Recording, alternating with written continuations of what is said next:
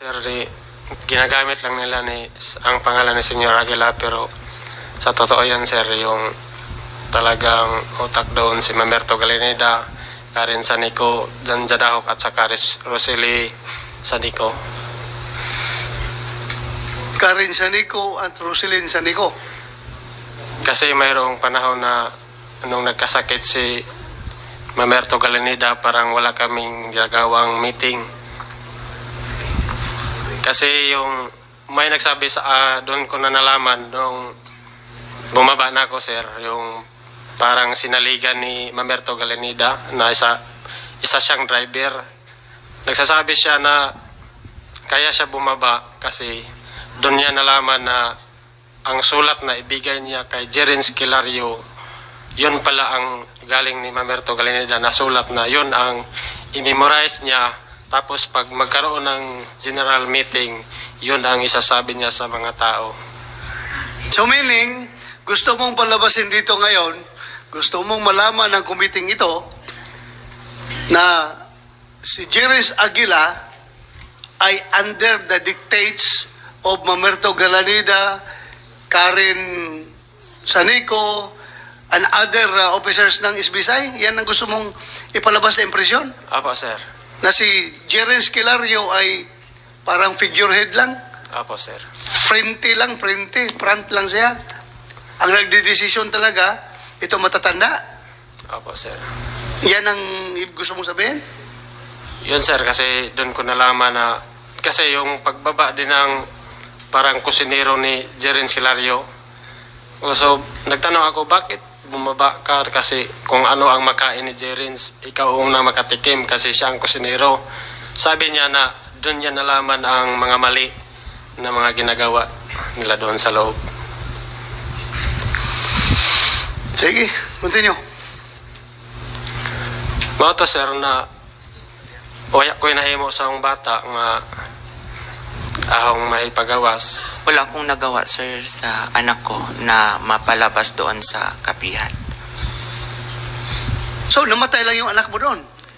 Di pa, pagkapit sa 15 sa December 2020. Ilang days siya buhay?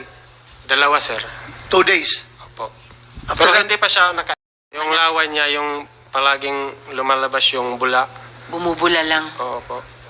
Alam nung asawa nyo na humihingi kayo ng permiso na ibaba yung baby nyo sa ospital.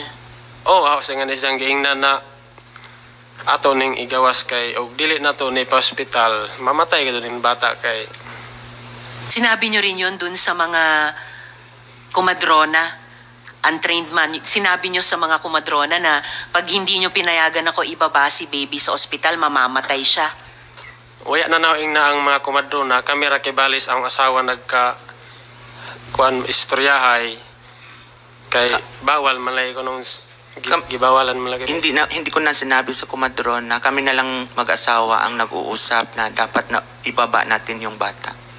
Doon dito na ni Jagis sulti na waya ba kalay kuno koy salig ni Senyor Aguila nga ni ana ang atong Doon niya sinabi sa akin na wala ba tayong tiwala kay Senyor Aguila. Sinabi nung asawa asawa niya. nyo. Okay, tas paano na si baby? Yes, Mr. Chair. meron kang sinabi sa akin na nag-perform ng IA. I don't know, IE or ano yun, I'm Internal not familiar, examination, Mr. Chair. Internal examination po. Internal kung o OB IE. gynecology. Opo. Internal examination si Senyor Aguila doon sa asawa mo. Is that true?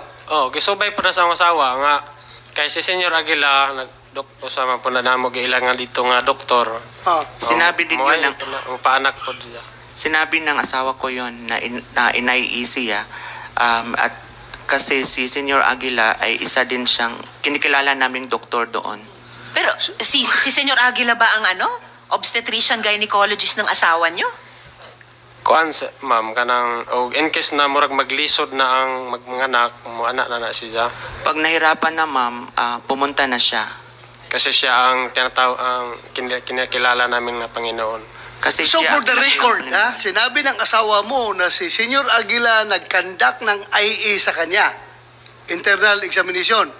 Opo, sir. Meaning, yung kamay ni Senyor Aguila, ipinasok doon sa ari ng asawa mo para malaman kung ano ang distance ng ulo ng bata or part of the body of the infant sa loob para malaman yung distance, ganon. Yan ang purpose ng IE, di ba? Oh. So siya mismo gumawa. Oh, yung nga siya nauwaw ko na siya. Nauwaw siya. Nauwaw. Sino nauwaw? Yung asawa mo? Yung asawa ko. Nahiya yung asawa mo. Nahiya. Jerins, totoo yan na ikaw nagkandak ng IE? Kasi ikaw ang doktor doon? Hindi. Kasi hindi po ako marunong yan. Wala akong alam yan. Ang sinasabi niya. Mr. Chair. J. Renz Kilario, yung asawa po ni Sir Randolph, nasa inyo pa, nasa kapihan pa. Sinasabi nyo na nagsinungaling siya? Mas mabuti, tanungin natin yung asawa niya. Grabe, para Mr. malaman Chair. yung totoo. Palala ng palala, Mr. Chair. Yung ganyang kapag napatunayan yan, yung ganyang pagpasok ng bahagi ng katawan sa bahagi ng katawan ng ibang tao na walang pagpapayag, sako pa yan ng iba pang batas, Mr. Chair. Bukod pa po sa iniimbestiga na nating marami. Hindi, I don't know kung matcha-charge siya ng medical malpractice. Hindi naman siya Baka higit medical pa doon, practitioner. Mr. Chair. Hindi naman siya medical practitioner. I-check ninyo. Hindi siya medical practitioner, so he cannot be charged with medical malpractice. Opo, Mr. Chair. Unauthorized practice. Actually, Mr. Chair, baka mas malala pa, ha? Mas malala. Baka yung Yeah. expanded anti-rape law, Mr. Chair. Pero Yes. hindi natin iniimbestiga yun sa ngayon, pero nakakashock yung parami ng mga natututunan natin sa mga testimonya. Sige, please continue. Matong sa December 15, pagka alas 6 sa hapon, December 15, 6 p.m., 6 o'clock in the afternoon. gipauli nami sa dito sa ospital, nangutan ako, pwede na ba ni uli sa among bahay kay daghan na may mga nakay, naghuot naman mi dito sa iska kwarto. Pinalabas na at tinanong ko kung pwede na kaming lumabas sa hospital namin kasi marami ng manganganak din. So, Nahadlok po ko kay sa amo pong nasundan pagpanganak, dapoy bata na nanganak dito na napatay po. natakot ako kasi yung sinundan naming nanganak, namatay din yung bata. So, Sir Randolph, hindi nag-iisa yung anak nyo noon na nanganganib na mamatay. May nabalitaan kayo, yung mismong mga araw na yon, may isa pang baby na namatay na unang namatay. Oh, diya ma'am. Sige po, ano po yung mga susunod na nangyari? Motong pagka alas 6 nang uli nami sa bahay namo dito sa amo nagazong gipuyan, so dapat sa kapihan. Umuwi na kami ng 6 o'clock in the afternoon kasi malapit lang naman yung bahay namin sa hospital namin. Tong ako'y nag-aliglar sa ang bata ko to alas 12, kugos-kugos na ang bata. Ako yung nag-aalaga ng bata until 12 midnight, hanggang hating gabi. Moto nga kapoy ng lawas, way tog, pila na pagunad pas dito pas function hall, wa ko ito ging reklamo ko sa ang asawa nga mopuli anay si Jag bantay. Matamlay, mahina yung katawan ko kasi wala pa akong tulog. Kaya sinabi ko sa asawa ko na siya muna ang magbantay ng bata, mag-alaga. Pero Randolph, kung ako yung tatay noon, nakita ko yung bata mga nganib, bahala na kung patayin niyo ako, Senyor Aguila. Itakbo ko talaga yung anak ko doon sa baba para masave yung bata. Bakit hindi mo naisip yun? Kung ako, mag-suicide ako ha. I-suicide ko, takbo ko yung bata ko. Sige, habulin niyo ako, Aguila.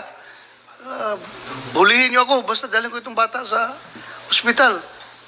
Hindi mo naisip yun? Nakauna-una ako sir, pero wala akong magawa kasi yung asawa ko nagsasabi na wala daw akong tiwala kay Senyor Aguila. So meaning, ikaw dinidissuade or kinukumbinsi ka ng asawa mo na maniwala kay Senyor Aguila, huwag mo nang dalhin yung bata sa ospital. Ayun ang sinabi niya. Tapos wala rin akong magagawa kasi kahit napilitin ko man na ilabas yung anak ko, kasi mayroon 2 gate doon na nakabantay na mga membro ng SBSI, wala rin akong magawa. Kasi hindi ka makalabas doon pag walang authorized ni Senyor Aguila. Sayang yung buhay ng anak mo. Baka mamaya pag lumaki yun, baka naging senador pa yun. Diba? Sayang. Dapat kung akong tatay noon, suicide na ako. Bahala kayo, Aguila kayo. Bully niyo ako. But anyway, Mr. Chair, tapos na yun. Wala tayong magawa. Yes, go ahead, Senator Risa. salamat kaayo, Mr. Chair. Kaya nga, Sir Randolph, nakiramay po kami ni Chair sa nangyari sa inyong pamilya. Salamat, ma'am. Ay, isa pa yan. Backtrack ng konti. Nung 6 p.m., inuwi nyo na yung mag-ina nyo, nagbilin ba yung mga kumadrona? Dahil yung asawa nyo, nahirapang manganak, muntik siyang bumitaw, nahirapan siyang huminga, then yung baby nyo maputla, bumubula ang bibig, di siya umiiyak, suhi pa siyang ipinanganak. Yung ganyan medyo mas high risk na delivery. Nagbilin ba yung mga kumadrona paano yung mas dagdag na pag-alaga dun sa ina, yung asawa nyo, at dun kay baby? Meron ba silang ganon na instruction sa inyong magulang? Nangutan na ako og okay na ba ang bata igawas? Tinanong ko kung okay na ba ang bata ilabas. Matong ingon sila nga okay na. Okay na daw. So kahit ganon yung kondisyon nung baby at pati nung asawa nyo, kahit may namatay na isang baby pa, bago kayo pumunta doon sa function hall, walang special instructions na ibinigay. Noong panahon yun, ma'am, parang busy sila kasi mayroon na namang nanganak na susunod sa amin, tapos wala nang, parang na-busy sila, ma'am, wala na instruction para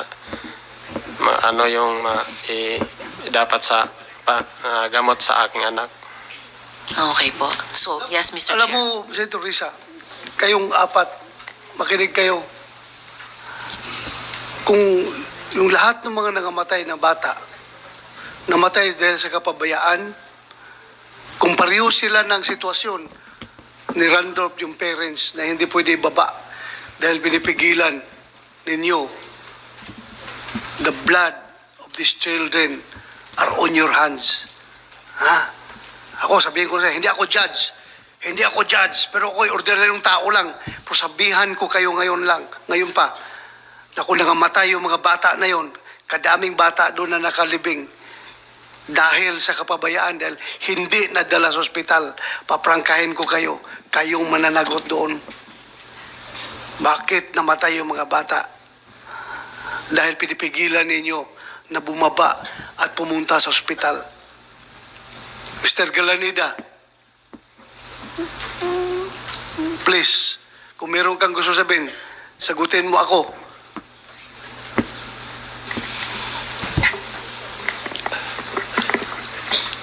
Mr. Chair, please. I cannot understand why parang sinasabit ako ng kung ano-ano man ang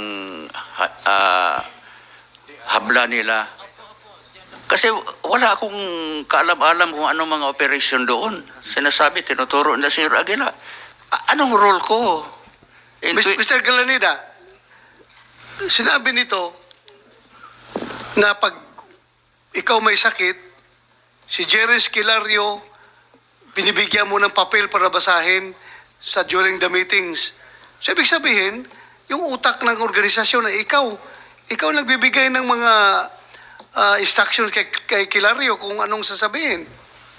I'm sorry, Mr. Chair, definitely no. Because if they believe na Senyor Aguila is God, why should I dictate God if He's powerful?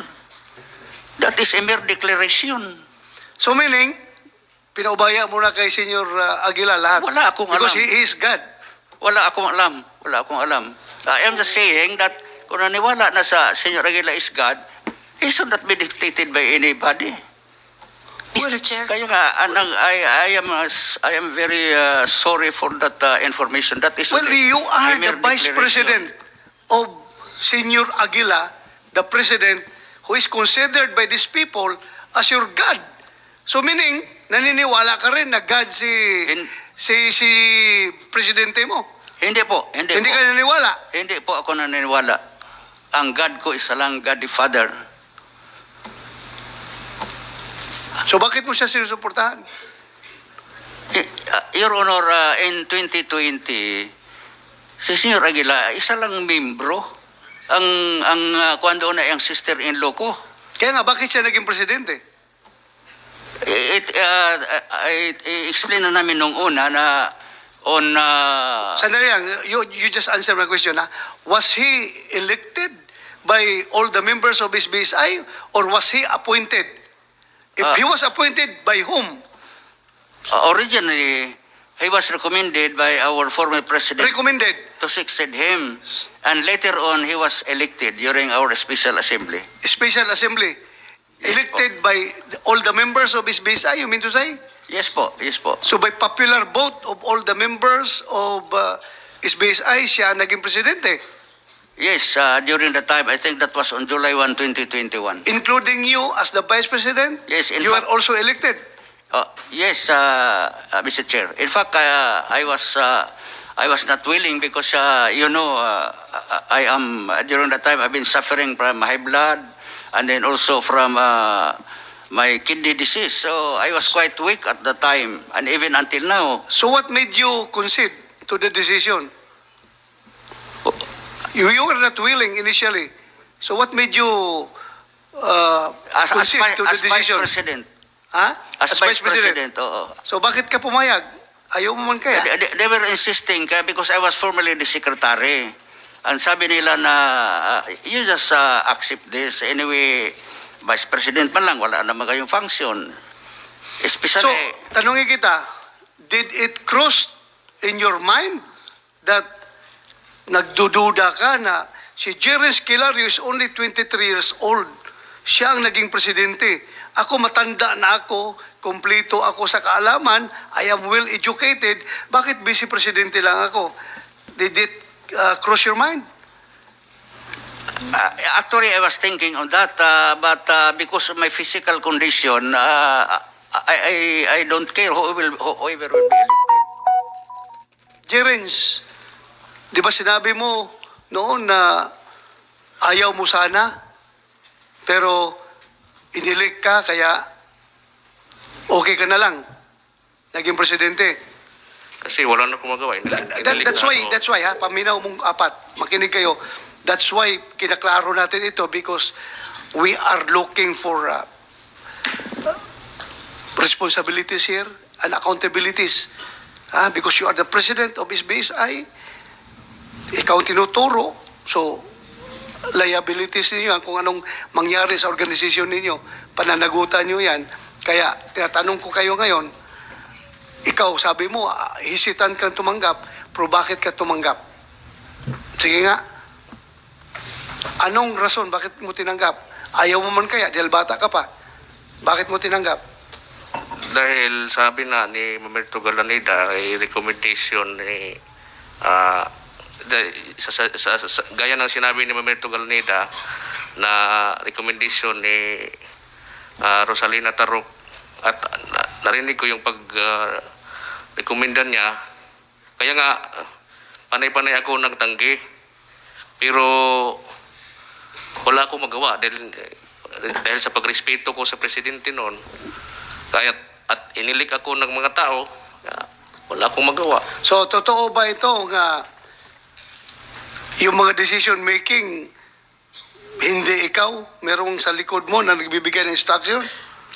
Mga polisiya, Yung decision is yung board, yung lahat ng... sinong membro ng board? Ilan kayo? So lahat ng decision is a collective decision arrived at consensus by the members of the board. Lahat po ng mga programa po ay minimitingan po ng board. Sino mga member ng board? Sabihin mo sa akin. For the record. Kaday, sa secretary, si Gina. O, dito yung secretary. Please, nag-oath ka na ba? So, sino-sino yung mga members of the board? Good morning po. Mr. Senators, yung member po ng board, we have the President, Senyor Aguila, the Vice President, Mamerto Galanida. I am the Secretary General, Treasurer Flor de Lis Ilandag, Board of Directors, that's Karen Galanida, Winifredo Buntad. Andito ba si Buntad? Yes, nandito po. Buntad? Andito si Buntad? Lilibet Goma, Sami. Sandali, andito si Buntad? Nandito po si Buntad. Yes po. Buntad, halika, upo ka dito. Yan yung... For the record, Mr. Sen, Sige, please continue. Sino? Continue. We Ilan yung have nasabi mo? BOD Jaime Walo, BOD Sami Cordita, BOD Lorlito Digal, Oscar Arcular, Rodolfo Ahok Jr. We have the PIO Romero H. Ahok, nandito po siya. All in all, we are 15 po BODs. Mr. Chair, Yes, go ahead. follow up lang, Yes. Ma'am Yes, Chinga po. Leia. May binanggit kayong Board of Directors member na Karen Galanida. Iba Karen pa po kay Sanico po. Karen Sanico po. Sanico, Yes po. okay. So, lahat ng decision, policy-wise, ng SBSI ay dinesisyonan ng members of the board. Am I Yes, correct? yes po, Senator. Okay. So, pag sinabi ni Senyor Aguila na bawal bumaba yung bata na dadalhin sa ospital, bawal lumabas, desisyon niya ng board. Mr. Senator, sa pagkaalam ko, wala pong ganong polisiya ang board. So, meaning, personal decision ni Senyor Aguila yun, hindi ng board. Wala po talagang polisiya ang board ng ganon, Mr. Senator. So, walang... So, Jerens, Chair. ikaw ang nagdesisyon na hindi pwede magbaba yung mga bata sa dalhin sa ospital. Dahil hindi desisyon ng board yun. Sariling desisyon mo. Wala po akong dinidesisyon ngayon kasi gaya nga sa sinabi ko, kung may mga programa po ng SBSI is imitingan yan ng lahat ng board. Okay nga, ito nga. Sinasabi ng father ng bata na bawal bumaba yung bata dalhin sa ospital dahil ayaw mo, desisyon mo. So sarili mong desisyon yun. Sabi ko nga, yung panahon na sinabi niya yung 2020, hindi pa nga ako yung presidente. Ikaw ang tinuturo ng mga kumadrona eh. Hindi Na ko ayaw alam. ni Senyor Aguila ibaba. Ayaw dalhin sa ospital. Ikaw ang tinuturo ng mga kumadrona. Hindi ko alam bakit ako yung tuturo. Kumsek, andito ba yung mga kumadrona? Naimbitahan ba? Hindi naimbitahan. Ikaw, sekretary, andito ba yung mga kumadrona na sinabi ni... Hindi po sila invited, Balbarino? Hindi sila Mr. invited? Senators. Mr. Senator, lilinawin ko po, wala po talagang nangyayaring polisiya na nagre-regulate para makalabas kami. Well, it's normal for you to deny that. But there is a very strong allegation coming from the father of the bata. Yung bata, ako namatayan ng anak, magsisinungaling pa ako. Ha? Prangkahan tayo dito. Huwag mo isipin na tao, senador ako, ordinaryong tao. Kung ako ang tatay ng bata na matay dahil nga pinipigilan, magsisinungaling pa ako. So kung walang palisiya, galing sa board, ang nagsasabi no, si Jerry's lang. As alleged, hindi naman niya sinabi na sabi ng board, hindi pwede ibaba ang bata. Ang sinasabi niya, sabi ng mga kumadrona, bawal ibaba ang bata according to Senyor Aguila. So si Senyor Aguila mananagot ito lahat ngayon. Hindi ko po nanirinig sa Senyor Aguila na nag-order ng any regulation. Oh, hindi na ba bababa. hindi kita tinatanong kung nagbigay ng order. Sinasabi lang nung namatayan ng anak. Yun lang sinasabi niya. Mr. Si Chair. Teresa. Yeah. Mr. Chair, Ms. Chingalea, sino ang in charge dun sa function hall na nagsisilbing kung saan nanganak ang asawa ni Sir Randolph? Madam Senator, yung function hall po ay isang hotel accommodation ng SBS. Hotel po, Yes hindi po, hospital? it was designed for accommodation facilities. So paano nangyari na dun nanganganak ang mga buntis na babae ng kapihan? Paano nangyari na dun sa function hall na hotel, dun may namatay na bata na balitaan ni na Sir Randolph? Paano nangyari na dun sa hotel, dun pumunta yung asawa ni Sir Randolph para manganak? At paano nangyari na dun sa hotel, kailangan nilang umuwi na dahil may mga nakapila pang manganganak doon. Hindi ko po talaga alam ang mga ganong allegations, Madam Senator. Ma'am, di ba kayo yung SecGen? Sino pong nakakaalam sa nangyayari sa mga nanganganak na babae ng kapihan na dun sa function hall nanganganak? Ma'am, it was not part of my function po as Secretary Kanino General. pong function ito? Hindi ko po alam, ma'am. Sa board po, sino po ang in charge sa function hall? Wala pong ganong designation. Pag may Sino po functions. nag-appoint ng mga kumadrona na nagpapanganak sa mga babae doon? Hindi ko po rin alam yun, ma'am. Sino pong nakakaalam kung sino nag-appoint ng kumadrona? I don't know, ma'am. I don't know. Mr. Chair, medyo imposible na mayroong ganong ka-importante at basic na institusyon, paanakan, na walang nakakaalam kung sino nag-appoint ng mga kumadrona na siyang nagsabi sa amang ito na pinagbabawal ni Senyor Aguila bumaba yung mga baby na nanganganib. Kaya nga,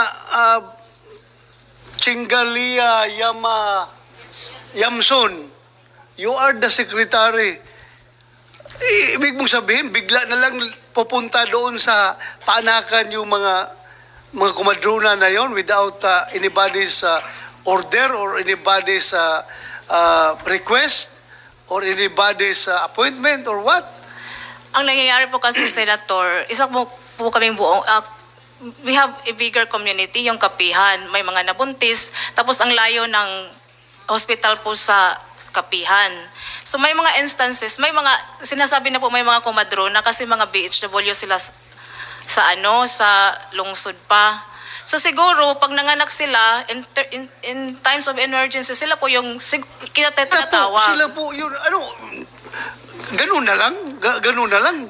Ganun na lang Mr. Senator, talaga. kasi kahit sa amin, sa nanay ko, na-practice na po kasi yun na pag nanganganak ka tapos malayo ka sa lugar, natural, you have to call help sa mga, may mga experience po na magpapaanak. But you are an organized people's organization. Di ba? Organized kayo masyado eh. Ibig sabihin na lang, free for all na lang, kung sino-sino na lang. Pero pag pababa, binabawalan ninyo. Kung may papasok, binabawalan ninyo. Pero ngayon, yung responsibilidad sa pag-maintain ng hospital na ginagawa ninyo, wala kayong matuturong responsibilidad kung sino ang dapat mananagot dyan. Senator, Ganun ba? wala naman po talagang hospital doon. O hindi ka hospital, yung panganakan. I don't mean hospital. I mean, yung paanakan, kung saan pinapaanak ng mga bata. Wala talaga. Wala pong nangyayaring ganun, Senator. Ano walang nangyayari? Walang nanganganak doon? No, may nanganganak po. Pero ang sinasabi ko po, in times of emergencies, kasi ang layo ng lugar. Hindi nga, ang tanong nga ni Senator Risa, kung sinong namamahala, sinong in charge doon. Hindi ko po talaga alam, Senator. Ay nako, anong klaseng sekretary ka? Meron ka nga listahan sa akin ng mga patay. Yes po, binibigay po ko, I was asked by the NBI to furnish us a copy of death. Pero yung nabigay ko po sa inyo ay, di ba mga 30 deaths lang po yun? Because I was cooperating with you. Yes, you have to cooperate. As dito sa hearing na ito, mag-cooperate ka rin kung sino ang dapat mananagot Hindi ko dyan. po talaga masagot yan, Senator. I'm so sorry po. Wala talaga kong alam. Well, Mr. hindi kita Chair. pipilitin, pero hindi ako naniniwala sa'yo. Thank you po. Mr. Hindi Chair. kita pinipilit, pero hindi ako naniniwala sa'yo. Go ahead, Senator Risa. Saka Mr. Chair, yung sinabi po ninyo Ma'am Chingalea na 30 lang yon sa listahan. Aba, kung ikumpara natin sa infant mortality rate ng buong Pilipinas, 2.42 infant deaths per 10,000? Ha? 1,000. Per 1,000 live births. Baka mataas po ang 30 at hindi po 30 lang. And follow up po ma'am, sabi nyo yung mga kumadronang yon ay mga BHW? Kino-confirm nyo ba mga BHW? Yung, di ko nahuli eksakto yung mga pangalan nung sinabi ni Sir Rando, pero Hogar, may Virginia yata, may Jonah or Jora, apelido Mesias, pero baka mali yung pagdinig ko at may isa pang pangalan. Yung apat ba na kumadronang iyon? Ito pala, tatlo nga. Jella Hugar, Virginia Mesias, at Jonah Ramirez. So itong tatlong kumadrona na nag-attend sa asawa ni Sir Randolph, sa mama nung baby na namatay, Sinasabi nyo ba sila ay mga BHW? Ang sa pagkakaalam po, yung si Mesias at si Hugar po ay BHW. Hindi ko po alam si Jonah Ramirez po, ma'am. Okay, so alam nyo na si Jella Hugar at si Virginia Mesias ay mga BHW. Hindi nyo sigurado yung Jonah Ramirez. So may alam kayo dun sa paanakan. Kasi alam nyo yung status nitong 2 sa 3 komadrona na BHW pala sila. Kasi nakasama ko sila. Sa lungsod pa yung knowledge ko na BHW na po sila, ma'am. Okay, pero alam ninyo na bilang BHW, nagsisilbi silang komadrona dun sa paanakan, tama? Hindi, siguro sila yung tinatawag pag may mga Hindi siguro anak. sila. Kanina, Ay, ako, hindi siguro, si Mr. Chair, Teresa. siguradong sinabi kanina eh. Chinga, Liay, Yamson, hindi ka pa nakulong sa baba, di ba? Hindi ka pa na-cited in contempt. No, hindi ka pa cited in contempt. Pero pag patuloy ka dito magsinungaling, 100% guaranteed, ikukulong kita doon sa baba, isa-cite in contempt kita, kung patuloy ka magsisinungaling dyan. Very clear. Na nandun ako, sabi mo pa nga sa akin, nung binisita ko kayo doon, sabi mo pa nga sa akin, na meron kami mga narcissist dito, sir. Di ba? Sabi mo may narcissist. Alam mo. O pero ngayon, hindi mo alam kung sinong nagmamanage doon sa paanakan na yun. Sir, wala po talagang nagmamanage. Ang nangyayari kasi nga practice doon, kasi we know na may mga nurses as BHW. For example, ako, pag nag-need ako ng help, nilalagay